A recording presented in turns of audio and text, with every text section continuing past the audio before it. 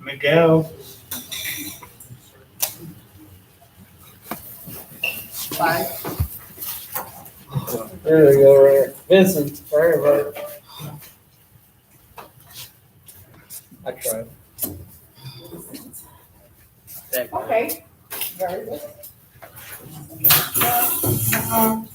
How's everyone's weekend? Sunday, Monday. Good. Good. There's a lot of changes, right? A lot of rain. There's a lot of back and forth with unclarity of stuff. Like we said before, just do your part so you can be successfully discharged, so you can vote and do what you gotta do after here. Did you see that, Marlon? They changed it up. Yeah, I see that. I saw it today. That's the meeting we were having. What is at the bottom of the past interview testimony with clinical staff 30 days before planning discharge must be planned and approved by counselor? I think 60 days. I was told that it was an interview in front of all of you guys, the counselors, and then if you guys decide whether it's passing. It's a panel interview that they want everybody to have now, 30 days. And we will have to agree that you are successfully discharged. And what if you're sentenced to a year here and you do a year? Still, it's from my understanding that it's not up to the court, your treatment, it's up to us, your treatment, they just send you here. So even though it says 60 months, six months in your order, if 6 months come and you're not ready, you're just gonna stay here. Really? According to that, yeah. Those with mental health too? Are you DOC? Mental health. Court order? Court order? Oh, yeah. It's applied to you. I got 90 days. You have to talk to your counselor. Everybody's case is individual, so I'm not gonna say everyone all. Right. Everybody's individually, everyone is here for different reasons, so you have to talk to your counselor about that. What's your question? So the 30-day things, those just have to be done within your last 30 days, right? Not 30 days before your discharge? What is? So the 30-day pre-discharge assessment and then the panel thing, those are done within your last 30 days? Or That's the last, but before that, you had to have done all the all other that. stuff too, yeah? Mhm. In order for you to even get a panel, discharge interview. I don't understand Yeah. Santana got one. So, there is a lot of stuff that have changed, and there's a lot of stuff that, there's a lot of stuff that have changed, and there's a lot of stuff that we have to abide by, so a lot of things are going to be changed around. So again, if you're not sure, ask. In my situation, is that, I'll talk to you individually. hey, so that's 60 day thing, that's crazy. It sure is. That's a new, So, like, what that's- is this, he's making up as he goes, or what? I don't know. Like I said, I got here to, this is my Monday, and this is what I get, and I'm like, okay, let me go back to my 98 emails before Like you this, said, it's case by case. and let me see. This is past your pay grade right here. That's why I said in a nutshell, it's written in stone. Exactly. I asked Marcus not too long ago, I said, am I gonna be one of the clients that'll be able to leave early because of the new contract, whatever, and he said, my court minutes say specify a year, so I have to do that year, there's no like leaving early, so if it comes down to it, that year is my day, like, they can't add time because they can't subtract time because of that court sentence, they won't be able to add time, right? They can add time if you've broken any of these rules, I'm yes. saying that, but due to my court minutes, they can't let me leave earlier than that day. So they're not able to keep me later than that day either, right? Yes, they can. But why can't I leave earlier than that day?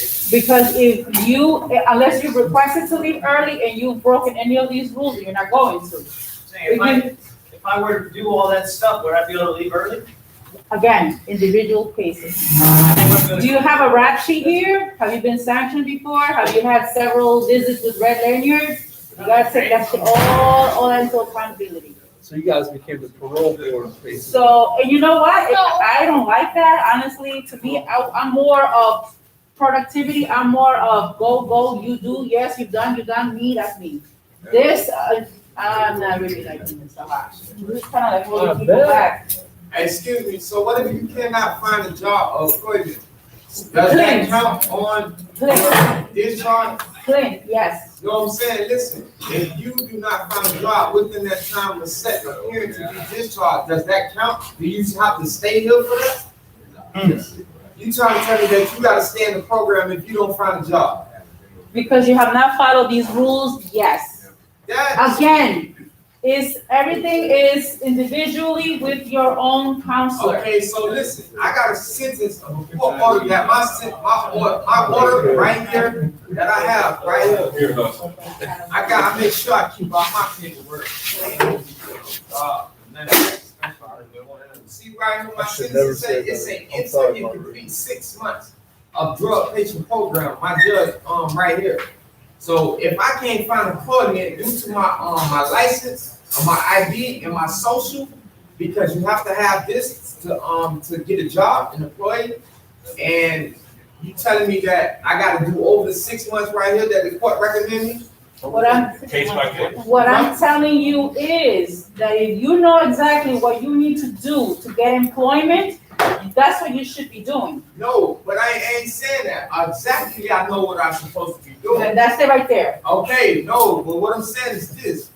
What I'm saying is that once you know that you have employment and you have the right recommendation as far as an ID,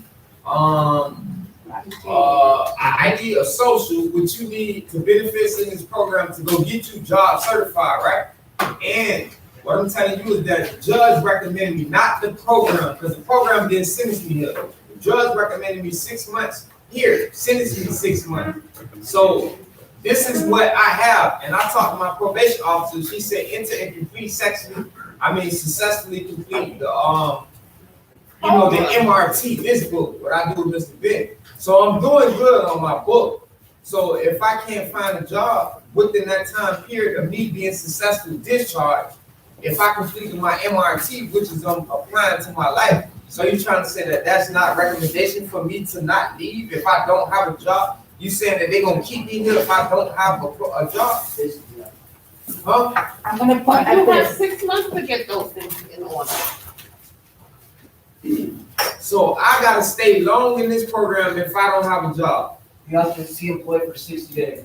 You have been here for a X amount of time. So it's your responsibility to get the documentation that you need in order for you to be out of here at the time that you need to be out of here. So don't wait on the 5th month to get your driver's license, to get your social, to get a job, to Okay, get, so to you get, know how to much get, to it get. costs to get it? $900, man. Okay. So So how you talk much to would I Ken. get $900? So for me to get the ID, which it's saying that if I don't have a job stable right now at this present time for me to pay these $900 to the DMV test, to take this driving license test over, because it was hard for me to pass it. So they saying that within a year, hold on top. So they saying within a year that I have to have the right recommendations to take this test over again if I don't apply that. That's So for your how can I driver's do that? license. But you can get a state ID. Okay, That's for so your what driver's you get- license. Okay, you understand. Now it's a new system. Starting to the date, if you go to the DMV with the free employment assistance, that the paper that they give you to get the ID, Yeah? they saying that you got within a year to have your driving license straight. If not, if that date passed that ID or that certification the day you got it, you have to retake your driving license test over again, which is not fair. So which being in that time, it's not right for me to be in this program and not working to the point where like, damn, I gotta lose my license and then I gotta pay my ticket. It's so unfair. That's In the world. but that's your problem. Damn, you need to understand. I It's like understand what it you're didn't even make saying. sense what I just said I to you. absolutely understand what you're saying. But just remember this, okay? You have, whatever time you have been here to settle your difficulties that you need to do in order for you to find employment. So you said that they do not record, if my judge, who I go to court on the 26th saying, I got 6 months, so you saying that the program gonna go over this right here? My case. Individually. I'm So not going to you ask saying they you. gonna waive it over this? I'm going to tell you to talk to your counselor and have him talk to you about your recommendations to leave. That's what I'm gonna say. Everybody's different. Everybody's case here is very, very unique. Some is easy, some is complex, but it's all individual. Yes, sir. What is your name? I'm sorry. Arthur, Arthur, yes. isn't that like forcing recovery on somebody? No. It's you having to follow the rules and regulations of the program that in which you signed for when you were admitted. Yeah, but that's all got to do with the 12 steps and whatnot. That's forcing the program. Not really, it's not. MRT is not part of your, This is a drug 12 program. steps. No, she's talking about there's 12 steps in that book, the MRT book. Well, it's not the 12-step program she's talking about. There's 12 chapters in that book. And you have to finish that book, that's all. Again, my group is not about your discharge. So it's not. So we're going to talk about my group. anymore, then. If you have individually questions, you talk to your counselor. So it's not a drug program anymore, then. Of course it is. So you're forcing them. Nobody's forcing anything. No. You're not sure. Excuse me? You're not sure. I'm telling you, we're not forcing anything. I am sure. No, you're not. Nobody's forcing anything on Hey, anybody. so this is, hey, Okay, so this is what we're gonna do. Okay, this is what we're going to do. We're going to go over my group. If anyone have any questions, you talk to your counselor. Because his questions have nothing to do with you and your concerns have nothing to do with him. Okay? Because we're gonna wrap up the hour and somebody important does not care about your charges and your circumstances here. All right, look, I have one more That's question. it. No, that's it. One That's more it. question. I just got one more question. No more questions. We're going to do this, please. Can I read? You'll talk to your counselor. Because I will say something and then somebody will go and say, oh, Margarita said, I'm going down that path again. Can I read? Please. All right, how homelessness impacts mental health. An estimated 2% of the global population is homeless, with many countries suffering more than others. Very often, a country's high rates of homelessness reflects their overall poverty levels. This isn't the case with the United States. The United States is the 12th richest country in the world, and yet in 2019, 500,000 people were homeless on any given night. There are many reasons for the high rates of homelessness in this country, including home displacement, domestic abuse, substance misuse, and in the case of youth, family rejection. Family rejection can lead to higher rates of depression, difficulty trusting others, and reduced resilience to stress. Okay, thank you. So homelessness impacts mental health. How, right? So it talks about that there's 2%, estimate 2% of global population who are homeless. Now, this is one of the richest countries that there are in the world. Yet why do we have so many cases of people being homeless? A lot of the reasons what they've shared here is that it includes home displacement. What does that mean? That means somebody does not have an actual address that they can receive mail, per se. Domestic abuse, most definitely. If you are in a relationship or you are in your home and you're facing domestic abuse from somebody, chances are the person will leave and just walk out and not care because they probably have had it. Substance misuse, that's a big one. People want to go ahead and start using and drinking or overusing, and then they just leave. They don't want to be bothered. They don't want nobody to tell them anything about their youth. They don't want nobody to ruin their high, so they leave. And then case of youth. A lot of times we see a lot of the youth in the street, and we ask, well, do parents look for these kids? Are anybody concerned about these kids? Sometimes yes, and sometimes no, because sometimes they are already runaways to begin with. Some of them are just runaways from home. Family rejection seems to be the big one. Even here today, there's a lot of people in here today who have reached out to their own family and their family have said, nope, I don't have nowhere for you to stay. I'm sorry, have somebody help you, you figure it out. That takes a big toll on a person who is already down, who already feels down, who already feels that nothing else is going to matter, who feels that no one is out there for them. Then to have somebody tell them, I can't help you, you're on your own. That's a big one. Family rejection leads to high rates of depression. Most definitely. You imagine your mother, your father, your husband, wife tells you, no, I don't want you here. You are X, Y, and Z. You fix it. It's really hard. And reducing resilience of stress, to stress. That will cause anybody in here to go and try to leave, try to find, try to do something, whatever they can to be able to see how they can cope with this. Now, homelessness is, you say the word homelessness, what is it that comes to mind when you say homeless? What is homeless? Cardboard box. Cardboard box. Not having a home. Not having a home. You don't got no roof. Got no roof, Not being stable. No stability. no stability, no safety. All of that stuff.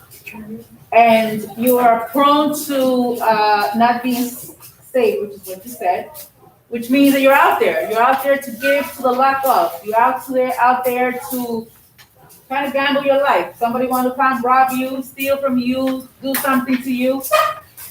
You are at the mercy of. And that is what we prevent. That is what we do not want here. So when you guys are ready to be discharged, we are very strict about, well, tell me where is it you're going? Give me an address, where is it you're going? Especially if you're a DOC, we need to know exactly where you're going. If it would be BHC, even if we walk-ins or coming from bar, we do need to know, just to make sure you guys will be going to a safe place, not just right back out to the street. Anybody want to read the next paragraph? Homelessness is defined, is that the right one? Yes, sir, thank you. Homelessness is defined by the U.S. Department of Housing and Urban Development, HUD. Homelessness often means spending nights under a bridge, in the doorway at a homeless shelter, on a stranger's couch, or in an insulted hut. Homelessness is challenging on all levels, and it can cause a myriad of mental health problems, from anxiety and depression to suicide, contemplation, and addiction. Okay, thank you. Hold on a second, thank you. So that's it. That's the picture of what is homeless. Cardboard box, somebody said it. Sleeping under the bridge. That's what stigma. That's why everybody's here led to, some of us are led to believe that you are homeless, you sleep under a bridge. You have nowhere else to go. You feel safe under the bridge. You feel safe under the bridge. I don't even know what the hell under the bridge still. At least it's raining on you like that. That's true, right? You're right. Nobody will see you out of bird's eye, out of the street. Okay. But it can lead you to anxiety. Just think about it. You're out there, you're by yourself, there's nobody with you. You're not taking care of yourself. So you're not eating properly. You're obviously not bathing. You're not taking self-care, probably to the minimal, or if any. That can definitely lead up to high rise of anxiety. People will get, frustrated, angry, upset at others because so-and-so didn't let you come in, so-and-so didn't let you stay with them, which will lead to then depression. Why me? Why how come this is happening to me? This is not fair. All that. Leading to suicide, contemplation, and addiction. Addiction. Let's drink and let's get high so we forget what's going on. Let's numb the pain. Let's numb what we're going through. Let's focus on something else. Maybe if I drink, if I get high, I forget all this. I'll be fine. We've done that before. Not necessarily because we're homeless, but because we want to hide or numb some type of pain that we're having. You had your hand up, Benjamin? I was just saying I hadn't done that before. You have that before? Yeah, sure. No, I'm saying like the drink or whatever to forget, I just asking if anybody had done that, I was raising my hand. Oh, okay. I've definitely done it. So, Although Ms. Margarita, can I say something? yes, sir. When I was, a few years ago, when I was in the street, some people accepted, you know what I'm saying? Some people accepted that they sleep on the floor, and to them it's an acceptance. Me, I'm out there all night and day until I make a way, and I always make a way. Like if I had to stay out there, I get on the phone and get on Instagram or something. There's always somebody, some girl trying to holler at me. There it is. Yeah. They You're all, homeless. King yeah, down. but I know I know I look good. Honesty, Nobody step gonna one. be like, man, Well, you know what? You know what? Calm down, Actually, I Savage. like that because he took a rotten situation and he like spin it to make it look good. Wow. Cause there's That's cool. That's some good. ugly rich girls do. Wow. Okay. All right. Well, look, I give you credit up until that time right there. Smart of you. How often I assume there's a difference between the floor and the ground. On the floor, you can see on the floor and the house. The ground is outside, which one you talking about? Oh no, I was like, when I was out there, I wouldn't go to, if I had nowhere to go, I would be getting high all night and be on the block all night with dope, but I always have money. Okay. And girls always try to, come at me, so I tell them, listen, I'm in a fucked up situation, da. Bullshit! And they want me to come to their house. Yeah, but he don't look good, that's what he's saying. Boy, I need to duck down, they know I shot. No, I don't even see that. I just know that look cold. Then they go to plentyoffish.com, I take one picture, I get 1,000 messages, Wow. and I'll be like, From hey, dudes? yeah, Well, he has a very high self-esteem. I bet you was showing that ball. Man. Yeah, so tall. All righty. And I'm Indian, it's not too Oh, many boy, people around. Okay.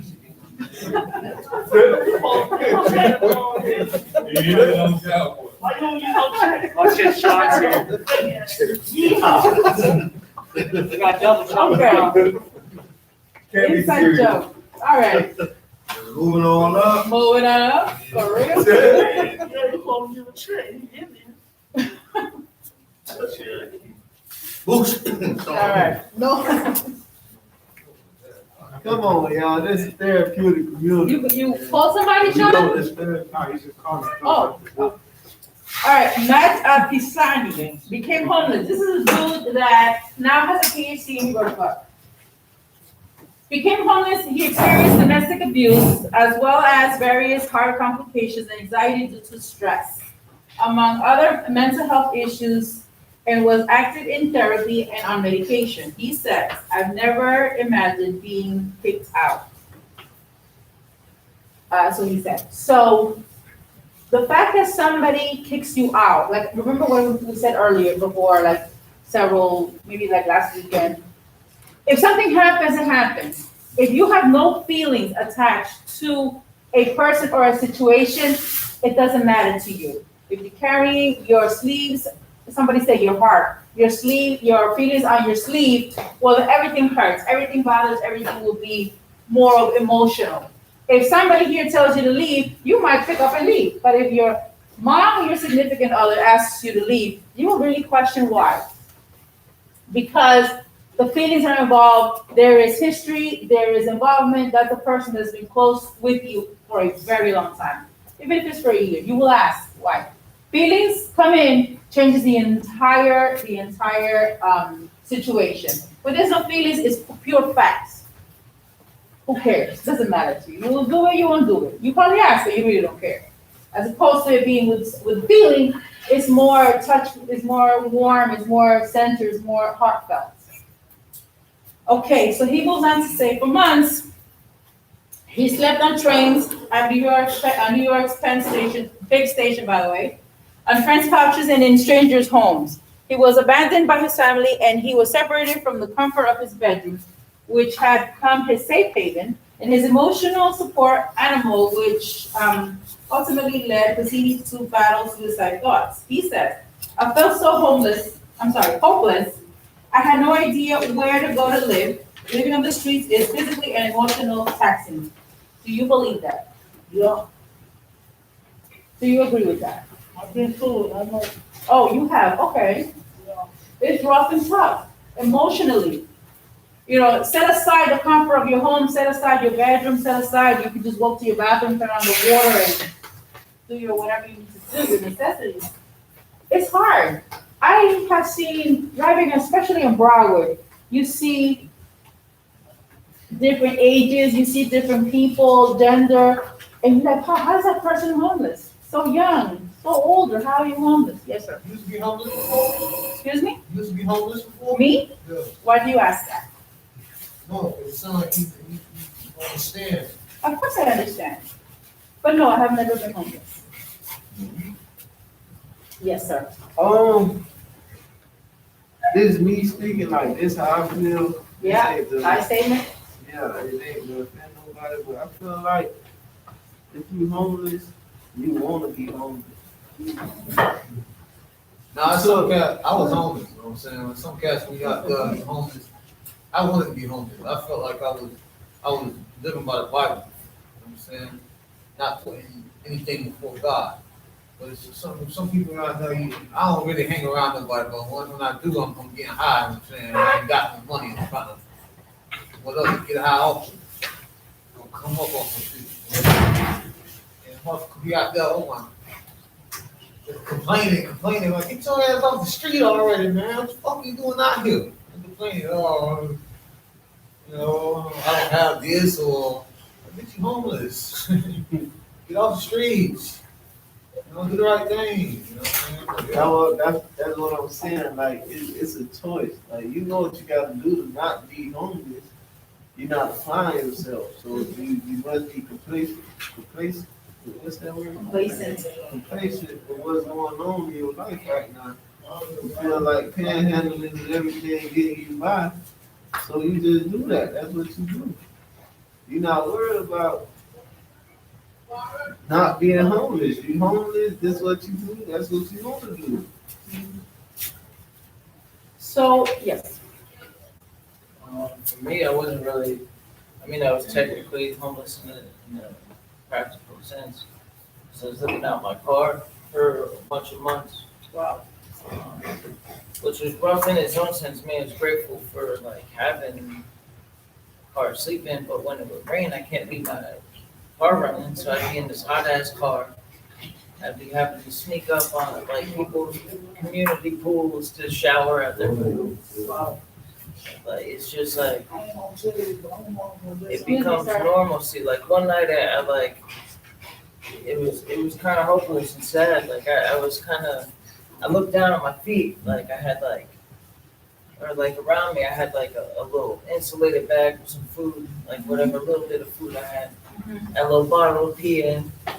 That was my bath. Like I had my kitchen, which was the bag. I had the little bottle, which was my bathroom, and then I had like my closet, which was in my trunk. I had my clothes. I was like, it's a whole little house. Everything right. Like these things, where'd you poop? Publix, Walmart. I mean, it's like it's rough. Like, but I mean, you can get to a point where it's like, how much can you handle and how much, like, what's the saying? Like, to make a change, like, it's more effort to not change than it is to change. Mhm. So, Cops and stuff. what did Cops you, fuck me all the time. so what did you do to break it? Like, what did you do? When did you say enough is enough? When did you hit your pitfall? I wrecked my car, I had nowhere to put it, and the cops, I stayed where I wrecked it for like a week and a half, 2 weeks.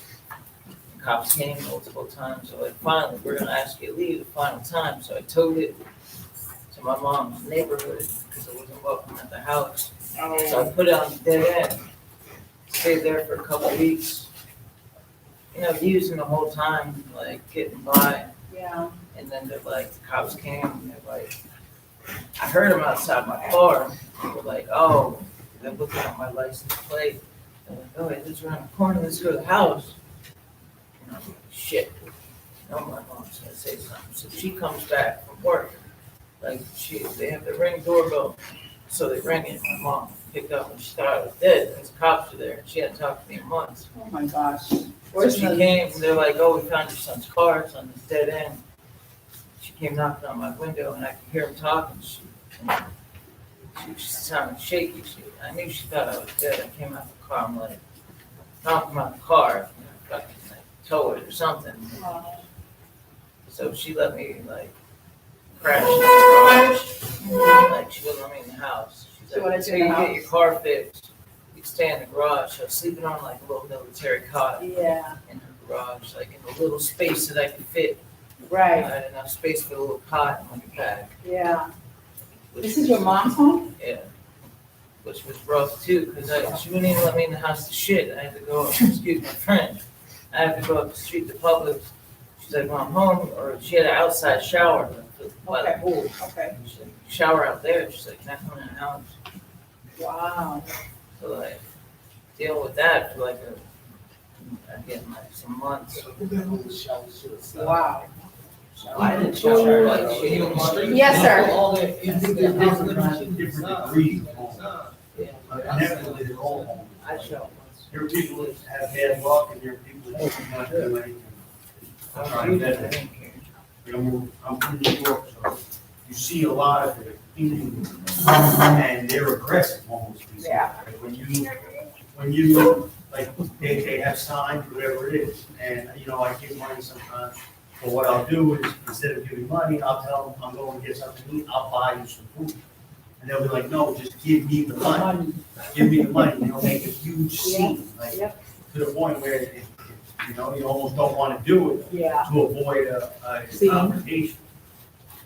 But, I mean, this, like, from my stay here in Florida, since I got here when the pandemic started, these are a different degree of homes. They have cell phones and debit cards. I've never seen it. They don't have this. It's an EBT card. I didn't know. I that's mean, when I what he said, different, levels of homelessness. You know, they would come into the hotel where I was staying when I first got Yeah, it. They would use the ATM machine. And one of the cards got eaten in the machine, and I mean, they stormed the hotel. Where they had the police come, you know, how can I say it? You don't see that type of stuff in New York. yeah, you're right. I don't, that I remember, no. It's somehow over there, it seems worse. There's no such thing as worser, right? Such a word, but it just seems like it is. Like they live on the train. Yeah, And they'll take a Subways. whole car to themselves, like, you know, when I was working in the city, yeah, I would have to get up on the train by 5 in the morning. Yeah. And they would have their own car and make it like their home. Insane. It is what it is. and it will smell, Correct. They make it so bad, the point that you wanna get right back out. Correct. It's uncomfortable for me, I'll just be late and wait for the next one. Yeah, it's bad, it's really, And Ms. Margaret, yes, sir. I just can't stop questioning myself. What is this thing you're wearing on your neck? What is that called? This, Yeah. this card, Oh, It's not like that, you know? I think it's a hotel. Gets me all that. Okay. let's get back to homelessness, okay? All that money. Little more scars on the street. All right. After that. Final, financial hardship, okay? Financial, so he continues to say, financial hardship. Financial hardship or natural disasters or other types of significant loss of home, family, and or community can, quote unquote, but this is bracket, can lead to homelessness, and homelessness will absolutely create its own kind of trauma, thereby leading to a deteriorating of both physical and mental health. Which is very, very true. Kyle's story, in a car, limited to so much, everything that he needed was literally around his feet. You're absolutely right. People in New York, I don't know what the difference is. Maybe we need to do a case study. That over there, it just seems like it's harder, or maybe I think it's the weather. I think it's the fact that it's cold.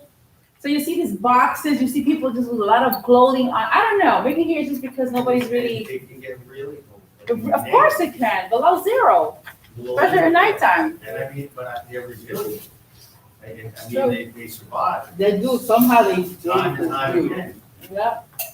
Okay, so, cause deterioration mentally. So if somebody is already diagnosed with a mental health condition, or maybe they just don't know yet, but they're constantly depressed, they're not eating, they're not bathing, they're not exercising. Of course, they're not thinking about exercise, well, who cares? You gotta know where to live.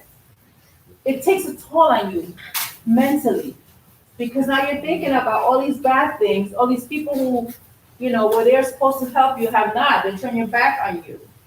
That would definitely take a major toll on a person. And if you're supposed to take medication to stabilize your brain functioning, and you're not, another ingredient to deterioration. Let's not talk about physicalities. Well, you know, did you wash your hair? Did you cut your toenails? Have you washed your hands? How you gonna wash hands? You don't know what. Well, there is gas stations, Yeah. out in Publix. They have, at churches all over the place, they have showers, like, they have like contracts or something with these, I'm trying to think of the word. Whatever, they pull up and they have like these trailers that have showers in them, and there's certain days of the week you can go to different churches. Mobile? and You shower. must be talking Yeah, like mobile. mobile shower. That's everywhere, so if you really wanna shower a few times a week, you can do that. And Where is that then? So the one that I know of is Sunrise and, not Powerline, Andrews and Sunrise. It's the first church right there on the right, so it's like you see the Walgreens and it's catty cornered across the street from it, but it's like Monday, Wednesday, Friday, they have I know what you're talking about. showers Okay. there, and you can shower, they give you clothes, Yeah. they give lunch every day there, Wow. food, there's. They got food pantry there too. You can do shit all the time. It's not like you That just sounds have to. good, let's go. The red bucket goes there. I got a good one too. Oh, you gotta go. Faith Farm, y'all ever heard of Faith Farm? You ever heard of Faith Farm? Yeah. They got that too, they got people like, yeah, they got a good program there too. Yes, they do, and I like them, but if you're on medication, they will not accept Yeah, that's like IRT. They want to send. Same with you. No, Like narcotic because they're Any faith-based. Okay. So you should pray to the Lord to, you know, take this mental health, illness away from you. It's fake. That's, To believe it. yeah. Be surprised. Again, that is religion versus science, so we're gonna get into that. Nah, I don't even want to get on. Yeah, let's get But I'm just saying that they won't, because a lot of people here that I've had, they will not accept it because they have medication. They said, faithful won't have more groups than we have. All day long. Okay. I was gonna say, if you can contract like $10 a month, you can shower all you want at the gym. You see? Gym membership. Had to be tired. This is turned into like a how-to be homeless. No, How to this is survive. how to, if you're homeless, this is what you should do. The survival. Because survival mode, because when you're out there, you're gonna be like, thinking one day, what the hell am I gonna do? And guess what? God forbid any of you guys here will be homeless. Whatever we're all saying will come back to you. You think, or like, oh, he said Powerline, he said Sunrise. Kyle said something about $10, he said something about going to the gym. Somebody over there said, damn, it was worse in New York, so I need to get my life together. Well, at least House of Hope don't let you leave. You know. You're absolutely right. You don't give me an address, I don't give you a discharge letter. Yeah. People flock to South Florida. Huh? People flock to South Florida to live on the street, at least in Key West. You know, I spent 16 months in jail, and I'd say 2/3 of the people in jail in Key West from Monroe County. So 2,400 people, 24,500 people in Key West. There's 85,000 on the whole Key, 118 miles long. And they have a jail that's full of 600 people. They're building another one in Americana, another one about 20 or 30 miles north of that, Plantation Key. And it's like there's plenty of room. And there's plenty of room because they're putting 2/3 of the homeless people in jail. And I mean, it's huge industry. It's a huge money-making industry. And I know that because of fucking people, and I've also been around recovery for years and years and years. Now, the people like, Bernard was talking about that have cell phones and ATM cards and all this stuff, actually, you know, have achieved a different level of like, living. For instance, in Key West, probably the average rent is probably, I'm gonna guess, $1,500 a month. So that means if you need first and last, and for the month, you need probably $5,000 a And there's not too many jobs to pay that much money, and they'll allow you to save that much money and live and do what you need to do and maintain a living. And I think that's probably, if it's happening in Key West, I'm gonna say it's happening in Southport. You know, that's why you see people like this that are different. The climate never gets cold enough where people get hypothermia. The climate never gets hot enough to where you can't get in the ocean and cool yourself off. You know, I mean, there's hundreds of homeless people in my town. It's crazy. It's crazy. And, you know, but you never, I mean, I'm a funeral director, so I never see deaths from hypothermia, from heat exhaustion. That's up there. From none of that thing, none of those things. How about heat strokes? Now, there's people also that have made enough money to have an apartment, but they can't feed themselves. Now, these are people that have been in recovery in Key West, and they go to soup kitchens. Okay, and yes. eat during the day. Yeah. I mean, this is fucking crazy living. I mean, to me, it's not living, you know. I mean, I've worked all my life to get and achieve what I needed to, you know, but it's crazy fucking living. I mean, my God, you know, you can afford to live somewhere, but you gotta go out with people that you know, maybe you've gotten off the streets from a year ago, you know, from morning, afternoon, and evening on meals, you know, and I mean, it's baffling, it really is. So do you agree that it's a choice, like Francie said? It could be a choice. Some, I know it is. Some I know it is, of course it is. Okay. It's sad, right, but it's true. I mean, a lot of times people too, they just can't afford. Let's just move away from the addiction, let's move away from mental health. Sometimes you just can't afford it.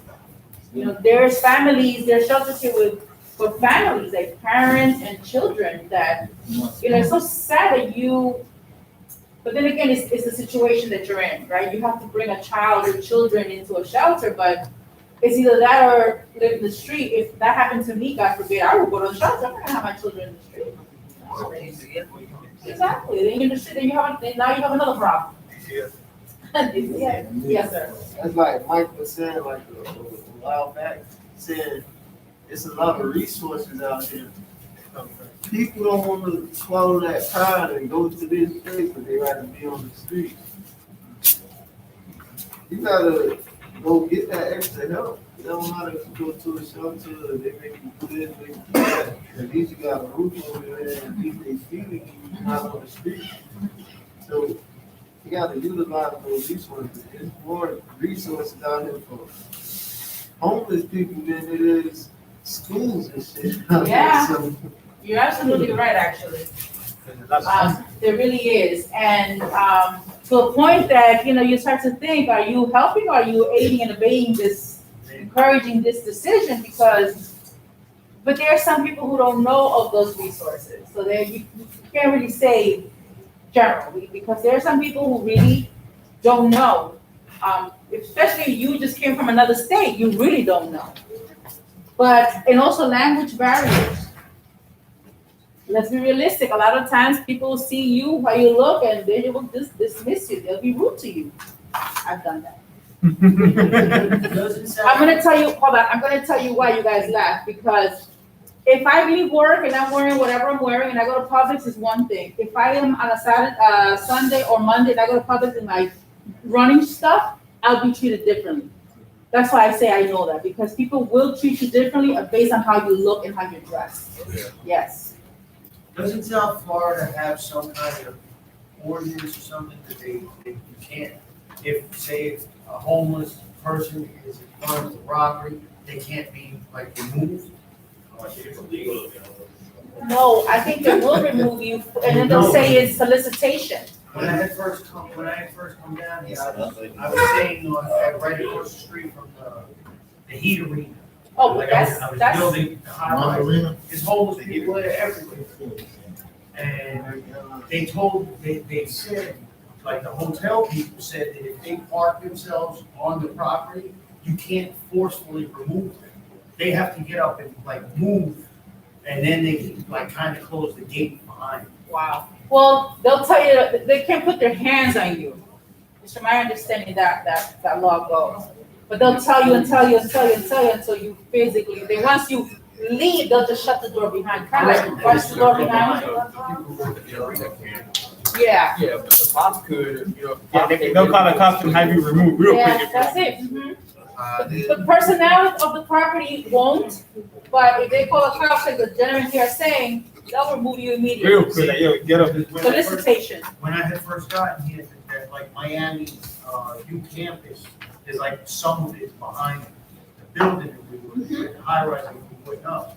And they were, I guess, in the entranceway, all over, because they couldn't get it. Oh. I mean, whatever it is, it's Yeah. just from observation.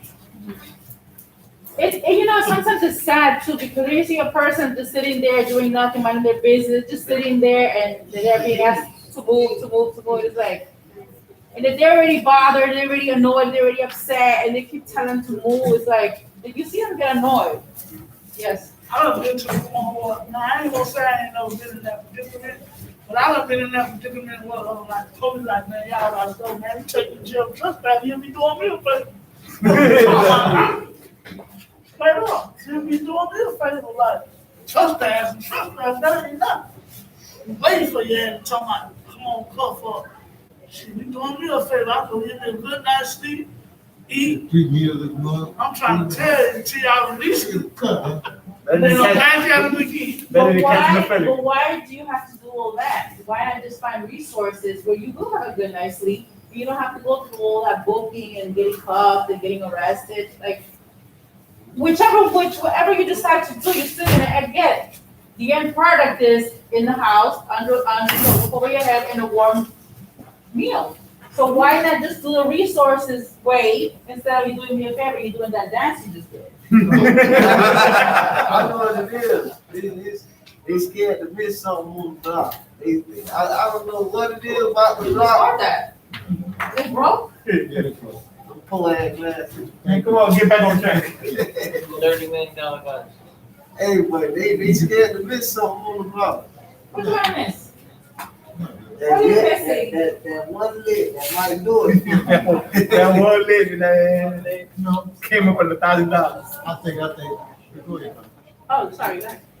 No, I was gonna say, it's like, for me, I realized, it was obvious, like, besides just mental health, it was like, the drugs are the issue, so for me, like, to get out of the situation I was in, I went to detox and came here, you know, I didn't really have anywhere else to go, like, the living in my car option was over, like, I wrecked my car, so it's like. So what else you got now? I mean, it's literally like here or like on the street. Yeah. Because I didn't have money to get to halfway, or I wasn't clean to get to halfway. Okay. So you went through the park. Shelters were full, like where I was at in Broward. Like, So, thank you. So it comes down to, do you know the resources? Do you know what's around you? You know, do you really want to get arrested to go get, you know, good night's sleep, or do you find resources to find your way into a place so you try to lessen your charges? Why would you want to get another charge on your rap sheet? Or initially, why would you do that? There are other ways of doing it that you're not going to get in trouble first before you get help. People been not burnt so much bridges. I think that's another reason. Cause it's like, I ain't never got kicked out before, but I know if my mom kicked me out, I can go to grandma's house. Or if grandma don't want me there, I'm gonna go to my brother's house. If my brother don't want me there, I'm gonna go to cousin's house. If cousin don't want me over there, I'm going to auntie house. You have resources. There are some people here who don't have those resources. I might be homeless, but I ain't not on the street. Feel what I'm saying? What is it? Structure? Yeah, I was gonna say, I had all those resources too when I was younger, but the older I got, and the more bridges I burned from all the BS I was doing, those resources slowly fade away. That's what I said. They all fade away. The first thing I said was, you burnt those bridges. Well, you can't even go to your brother's house. To get a plate of food, man, like outside. That's crazy. So sad, but it's true though. Okay, then he goes on to say, the last paragraph, being homeless is isolating and disenfranchising, serving only to compound what might already be pre-existing mental illness or substance disorder. Says Sabine, but often trauma impacts the brain more than homelessness itself, making it hard to determine if mental illness exists before the homeless state or not. What do you guys think? That shit is real, man. Like, were you homeless to begin with? Like, how were you as a person? Are you an empty person or you are a filled person? Well, I mean, I was the filled person, but then I became an empty person because my mother died, so I felt like my whole world collapsed. So I was like, yeah, I just basically gave up on life till I had kids, and then things didn't go my way. And, I'm back to what I know, running away from problems. Running away from problems, okay. Let's keep that in mind. What was the question? What I read. Yes.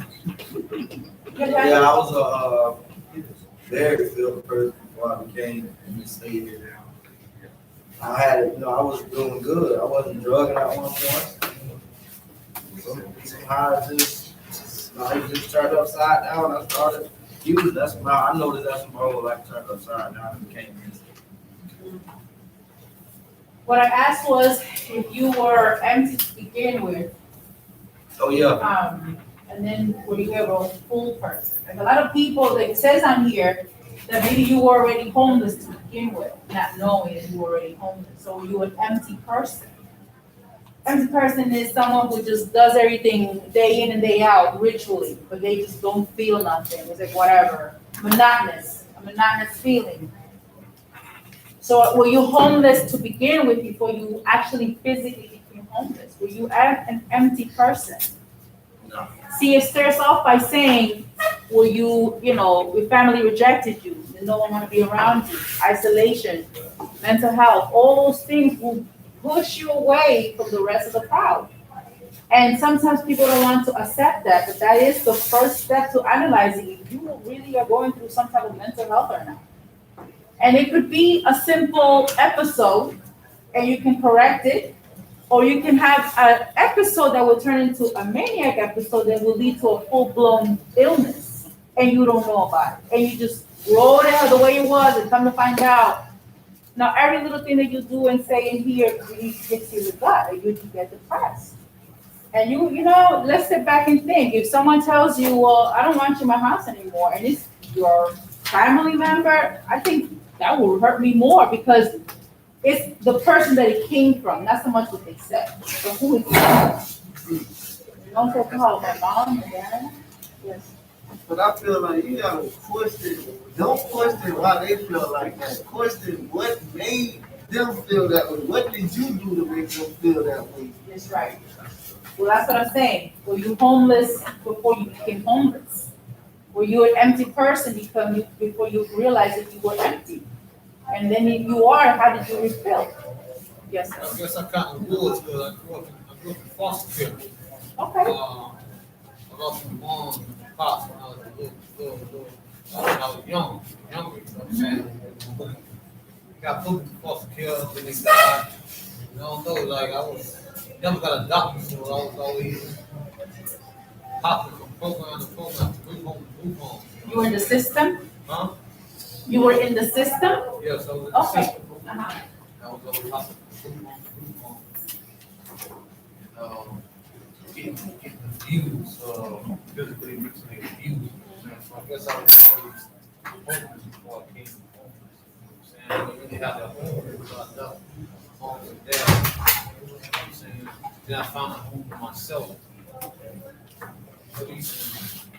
I didn't want to be around nobody. You didn't want to be nobody? Okay.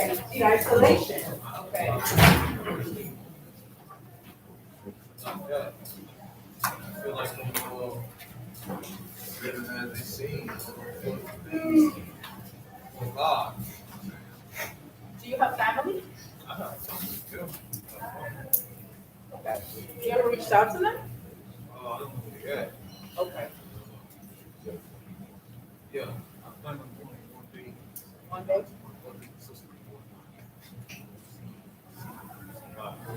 Okay. I'm sure they'll be happy to hear from you. Yeah. Okay, homelessness before you became homeless, that's really hard. And that's something that, you have to really think about. Were you really homeless before you became homeless? It's pretty hard, yeah. I understand what you're saying now that you broke it down. I was adopted, so that kind of put a state of me becoming isolated already, like being homeless too. So I wasn't raised by my mom and dad at all. So I get what you're saying. And you know what? Even if you were in the system, and even though you were adopted and you have foster parents, you are in control of that vehicle. It's up to you to make sure that you don't follow other people's, unfortunate. This guy, for example, he was homeless at one point. He got it together, and he went and he got his PhD. He writes books. So it's up to you to say, I'm not, this was my past, this is where I came from. As I say, you'll never forget where you come from. But it's your responsibility. It's you're in control of where you're going, what direction you're going to take your life in. What do you see yourself? Where do you see yourself? Do you really see yourself still homeless 20 years from now? I hope not. It's not homeless that I I'm hope looking not. at anymore. It's not in this physical world that I care about anymore. I only care about being when I die. That's all I care about now. You know what I'm saying? All this physical shit can kiss my ass. You know what I'm saying? I don't like this shit in my ass. The thing I care about now is my God. You know what I'm saying? Jesus Christ. I found Jesus. Makes sense. Good. Thank you. Okay, so we resume at 6, at risk of communities. And we will resume.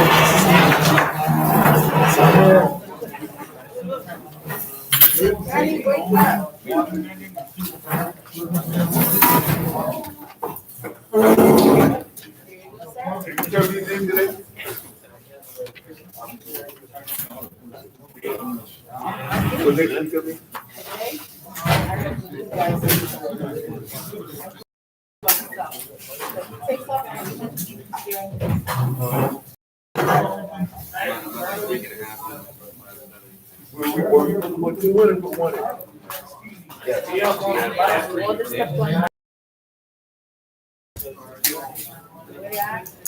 Yes.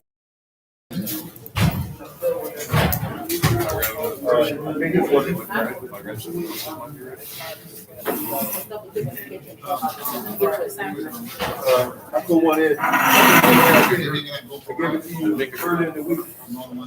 Tuesday last week. When he comes back, he does. He's supposed to be leaving today. So we turn this in for You're next week, trying to right? rush me at the end of the day. Yeah. That's nice. All right. Glad to hear that. All right, thank you.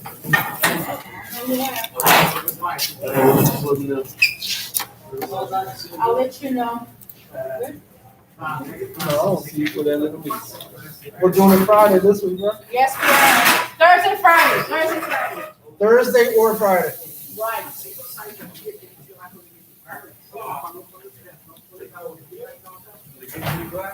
Yeah, you know.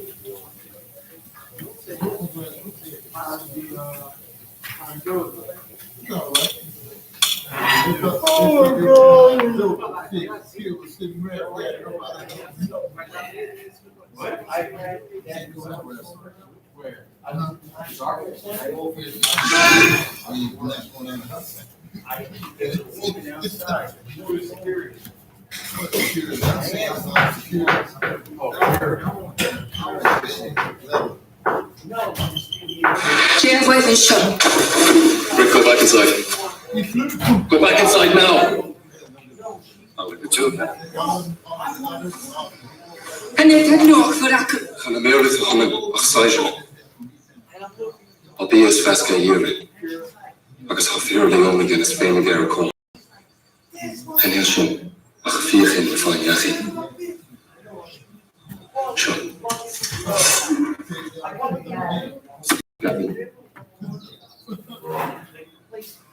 خلينا نشوف ميرسون كونسن بيا ينفد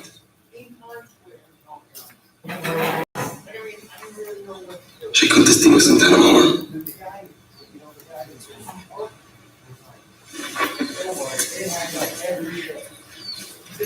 Ariane, you speak my language. هم خانا نو escucho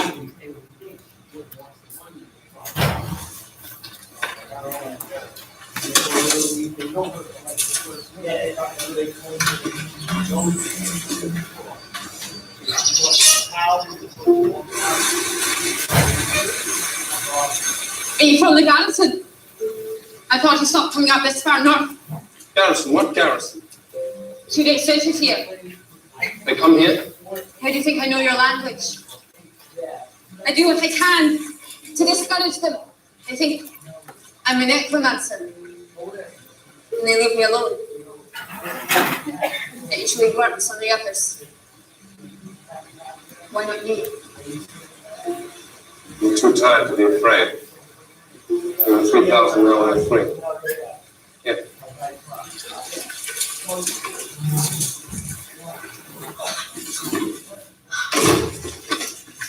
What the fucking knife do? Office. There's a Roman garrison 2 days from here. It must be the western frontier post at Menteith. 2 days. Let's take a look at your friend.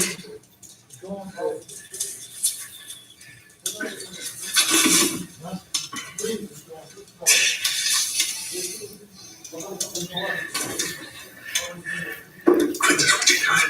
She's a pig and a woman. 2 good reasons not to trust her.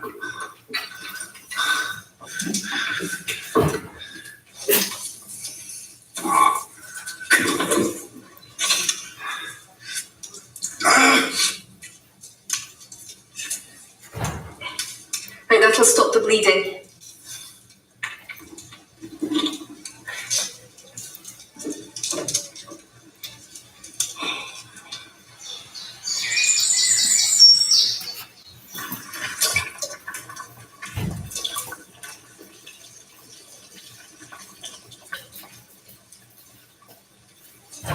Death caps.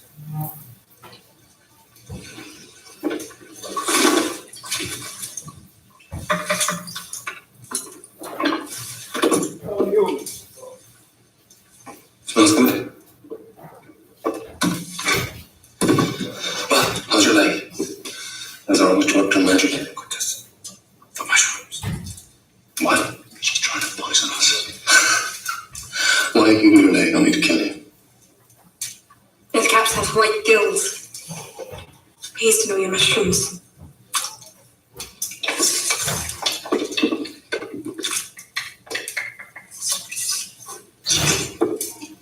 Good. Really?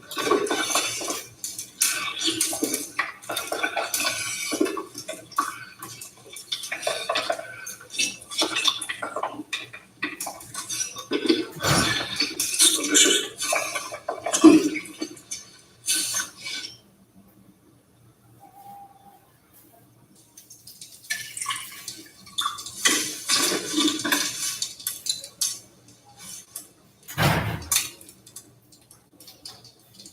Your men are very nervous. They ought to be. A demon stalks us day and night. A demon? They call her a Tane. You know, If Etienne is hunting you, you might as well be dead already. it's comforting. Our soul is an empty vessel. Only Roman blood can fill it.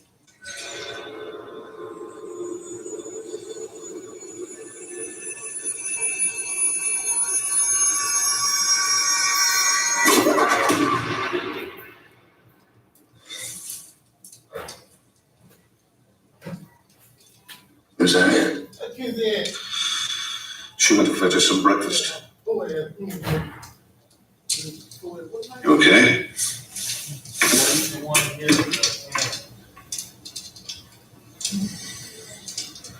Is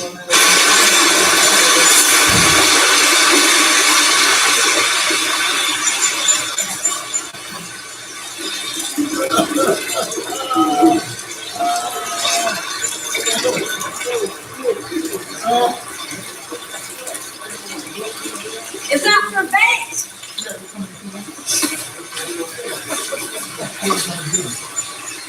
Where I come from, it's considered rude to interrupt the man mid-flow. Where I come from, it's considered only fair to warn a man when he's pressing on his breakfast. Good point.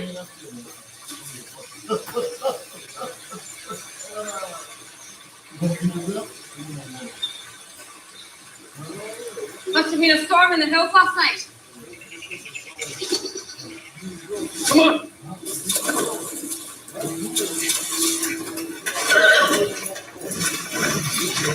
Trouble. Let's get out of here. Well, that's too late for that. Hide in the grain store. Don't look us in.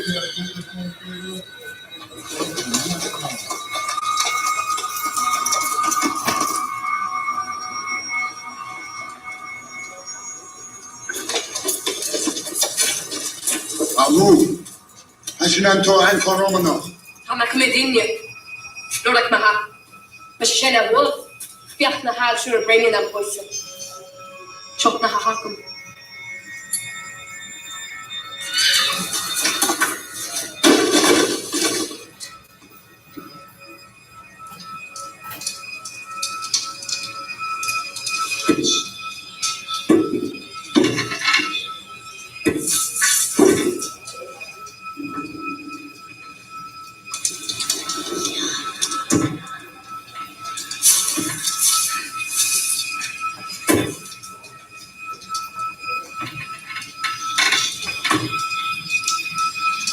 Jaya Kilo Sidin. You're a fish of the Henga.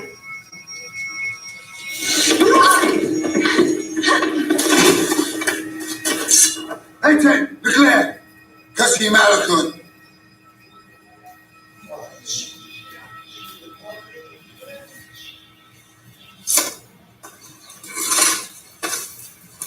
Going down, going down.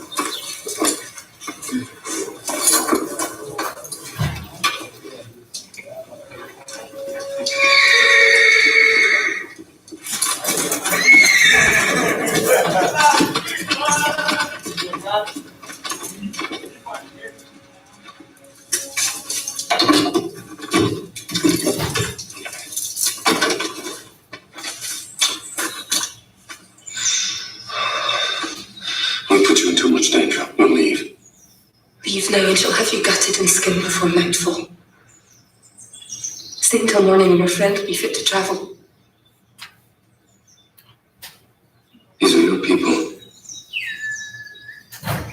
They are not my people. Not since Orlcon accused me of witchery and gave me this. To mark me as an outcast and banish me to live out my days here, alone.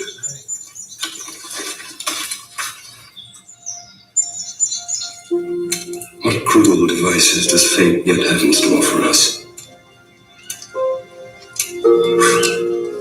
To find sanctuary in the house of our enemy. Is she angel? Or devil?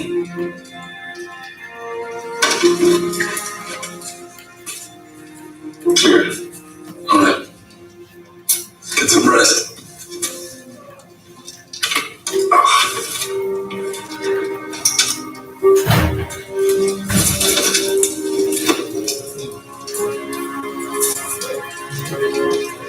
I'm a cantankerous old soldier.